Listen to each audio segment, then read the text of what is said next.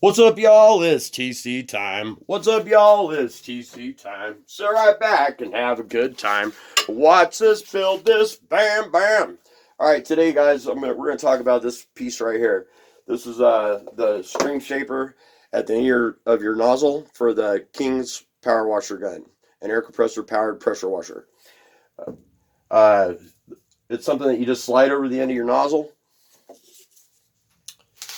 Because whenever you make your nozzle, if you watch the nozzle video, I show start to finish on how to make this. You're going to have a little gap at the end of your nozzle, and it's going to come out in a very super wide spray pattern. To condense that spray pattern down, what we're going to do is we need to shape the string. All right, so we need to catch all that's coming out extra and compress that string down to get a little more power. I'm going to show everybody how to make this. Can't believe how easy it is to make this thing.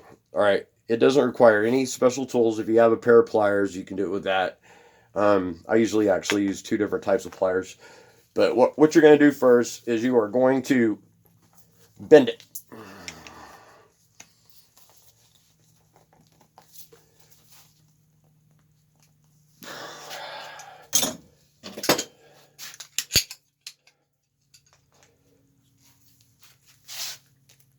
I guess I should have started with my big pliers. But anyways, we're going to bend that sucker down like that. And then we're going to go to the other side. We're going to do the same thing. And we're just going to work this kind of side to side. And then in the middle, once you start seeing a crease in the hose barb,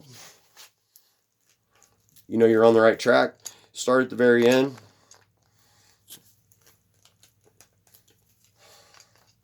If you have a vise might be a little easier too. But anyways, you just work your way down,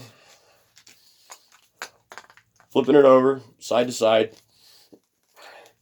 It's not like putting your thumb on the end of a garden hose and making it bigger, because all the pressure's coming out. It's not in the gun. It's everything that's going through the gun, the water and the air, it's all escaping through the nozzle. If you don't make your hole big enough at the end of your nozzle for everything to get out, then it could back up into your city water lines, and that's bad. So if you're making one of these for the first time, be sure and buy yourself a check valve. Mark it so you always put it on the right direction.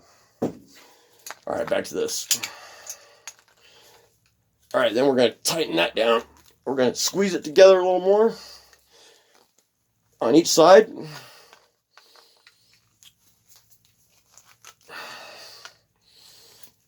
By the time you get to this part of your build, you should already have your gun made. So have your gun stand by kind of handy and try it, that way you know about how much you need to go down.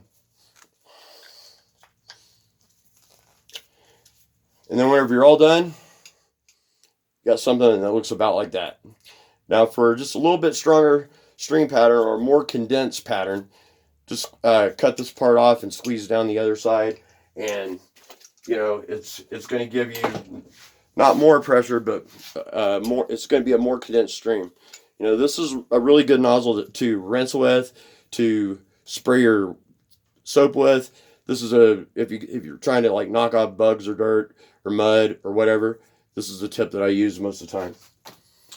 Now, why do you want this? The main thing is, if you own a detail shop or a car dealership, or you're using this at work, and you're the guy that owns a place, well, you're going to have a guy working for you that's going to be swinging this thing around at paint and all this other kind of stuff. So you don't want a metal tip on the end of this. You want something nice and soft, so if somebody accidentally touches a car with it or whatever, it's not going to do any damage. And then whenever you get all done with it, I usually put a little tape around it, because once you slide it over the barrel, to hold it on, just a little electrical tape to do the job.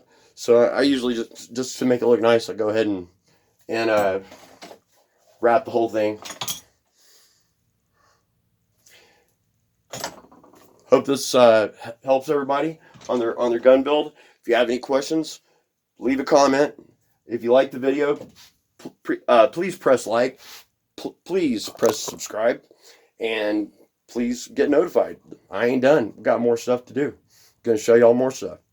All right. Thanks for tuning in.